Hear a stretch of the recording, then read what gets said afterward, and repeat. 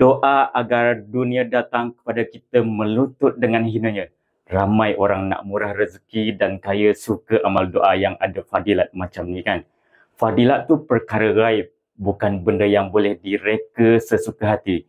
Kalau ada ustaz kata doa ni boleh pelihara diri daripada bahaya, doa ni akan buat kita kaya, itu kena ada dalil sahih. Tanya je ustaz tu sumber hadisnya. Kalau tak ada, lebih baik didiamkan fadilat tu. Sebab Nabi SAW bagi amaran keras, barang siapa berdusta atas namaku dengan sengaja, maka siapkanlah tempat duduknya di neraka.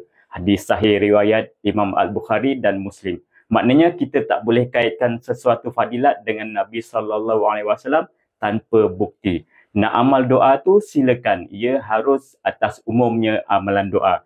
Tapi fadilat elok didiamkan, tak disebar. Melainkan ia sahih. Jadi, bila nak pilih doa atau amalan, utamakan yang betul-betul datang daripada hadis sahih. Bukan dari rekaan. Untuk doa-doa dan amalan yang memang sahih khususnya, berkaitan keselamatan diri, keluarga dan harta, saya dah kumpulkan dalam e-book saya, Sud Perisai Keselamatan Muslim. Dalam e-book versi penuh, tiap doa disertakan sumber ayat Al-Quran dan hadis dan statusnya.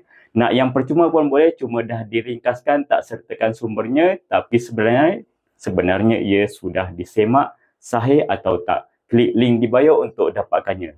Semoga Allah pelihara kita semua di bawah perisai rahmat dan perlindungannya.